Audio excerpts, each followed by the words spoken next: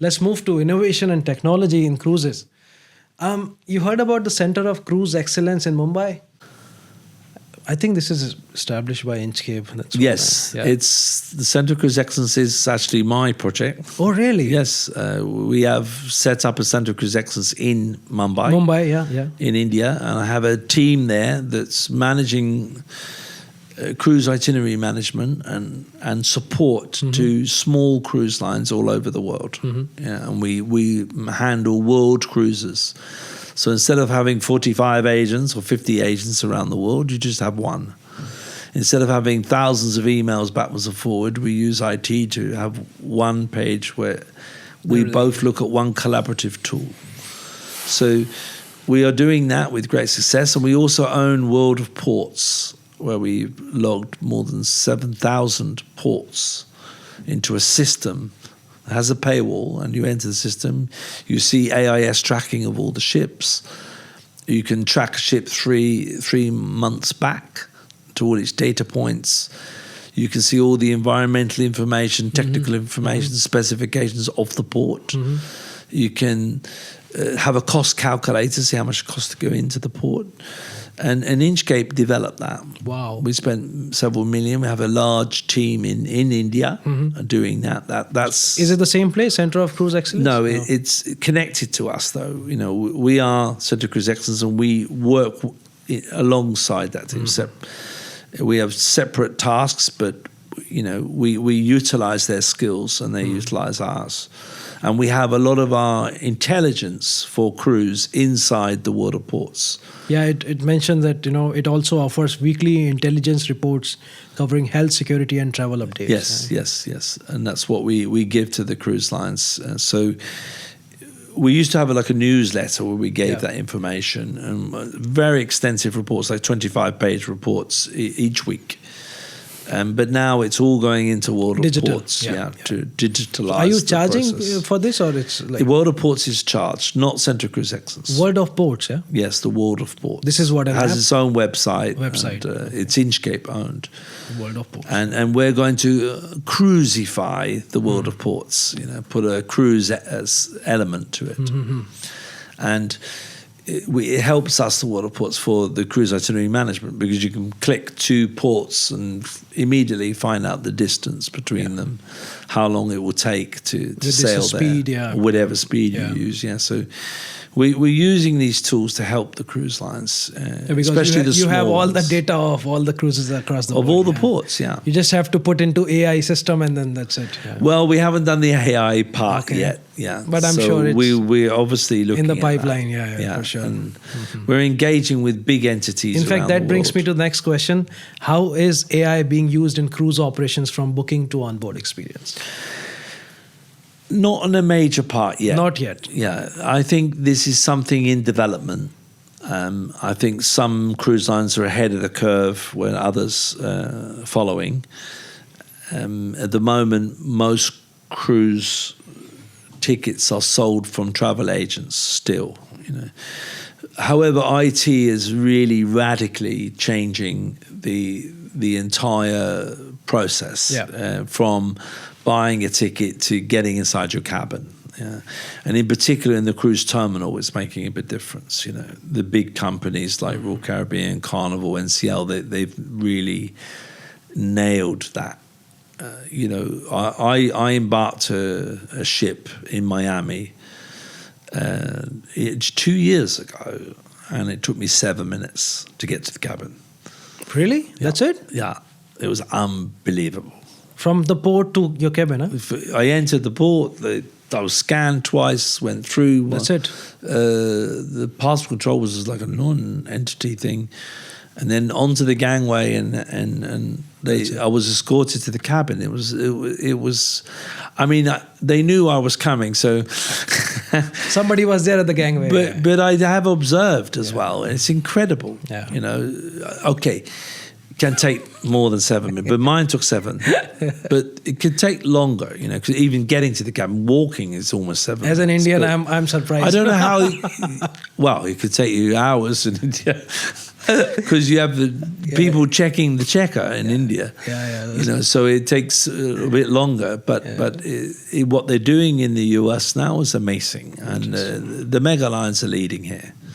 Because they've got the passengers, the numbers, so they have to get. They have to be fast. The digital experience right, and and they're always already playing with augmented reality, and on some cruise lines they had digital identification, so you have like a coin which is digitally recognized by the guests, so by the crew, so they can see who you are. Okay. And, so if I'm walking towards a guest, a crew member, the crew member's near a machine, they can touch something, it immediately pops up who you are. It's like, good morning, Mr. Holmes. Oh, interesting. So they know your name. Oh, yeah. That's a very nice idea. That's happening. So you need to have something and you can go to anybody lines. And you know his name. Yeah, and remember the systems on board. And when you say somebody's name, it feels so connecting. They must be like, "Wow, this guy." Well, it's good name. and bad. Yeah. Right? Remember that mega ship is not a luxury.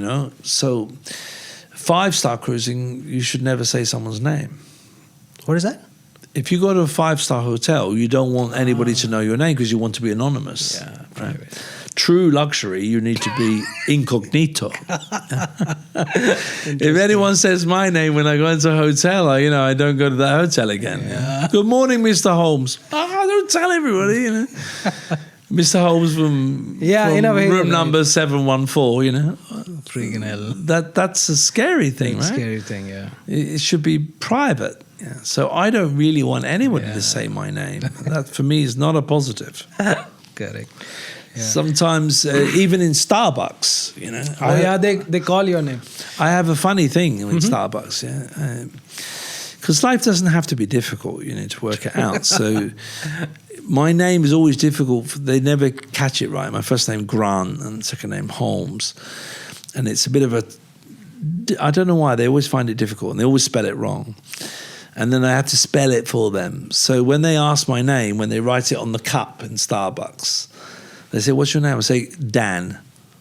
Okay. And they never fail to spell that, D-A-N. Dan. Conversation over. Over, true. So one day I was in Starbucks in Mumbai at the airport. They have a Starbucks outside the international airport. And I'm queuing up, and then they go to me, "Can you have a name, please?" And I said, "Yeah, Dan." And, "Oh, yeah, right, it's Dan." And the guy behind me, Indian guy, said, "Oh, you're so lucky having a short name like Dan." He said, "I have to spell my name. It takes ages. I have to explain it." And I said, "Do you want to know the truth?" I said, "My name is not Dan." I said, "You could be Dan too." You just chose to give your real name. And that, A, that's not private. Yeah. And B, you spend 10 minutes trying to explain who you are. Correct. Even when, in Dubai, when you go into these security gated communities and you have to give your name mobile, I just say Dan. Dan comes out. My alter ego. Interesting. So, Holmes, you think the AI is started being used in your company, Inchcape, in a way or two? No, not yet. Well, we're in the middle of a giant transformation project, which is very positive, and so no doubt AI will be looking into that. But at the moment, it's not being readily used. Yes, but however, me myself, I'm using AI a lot, to cross-reference things and help me improve what I'm doing. And I think a lot of people are in that space in the work, and there's so many opportunities. So from day one, especially being dyslexic, You are? Yeah, I'm dyslexic, so I am a very heavy AI user. Yeah.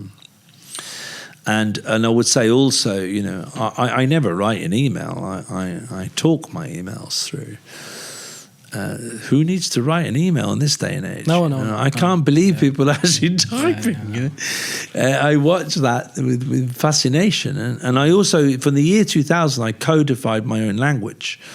So when I type, I don't type. I just put a couple of letters and the whole sentence comes out. Oh, because that coding I did since year 2000. So now I'm in AI world. It's another, it's wonderful. true. So I need to teach my AI the codes, Yeah. and then you can get ahead of the game, because Maybe I you think could- it will save more time, but then you end up just working more. That's what happened with digitalization. We save time, but we're still stressed. Yeah. In fact, we're more stressed. Yeah. And anxiety levels are higher than ever. So, do you use your phone, or does your phone use you? And that's the big question you have to ask. And that's the same with AI. True. Do you use AI, or does AI use you? Uses you. And you can train AI. So there's many AI platforms. I use each platform. I have a thing called AI differentiation. So I use a different AI platform for a different function. Like how? So one doesn't know about the other. Okay. So are you saying So that I you're have one using- for work, one for private, one for agendas, one for, then I know which one to go. One for pictures, one for videos. So I know which one to go for what. Yeah, because it also is learning your habits and your stuff. So but I don't want one to you know have all, to, right? yeah, you have to be careful. That makes a lot of sense. Yeah. So you have AI interdependence. Yeah. Very important. And I do that with browsers as well. Okay. Whatever I put into Google is just Google. Whatever I put into Microsoft Edge is just Microsoft. So Google doesn't get to find out what's in Microsoft. You're contributing to all the big players, and you're not giving information to just But I'm one not player. giving no crossover information. Yes. And then if I'm buying anything, I don't use any of them. I use a really secure one on it, because I don't let Microsoft know what I'm buying, or Google, and I don't want because they're more vulnerable. Yeah.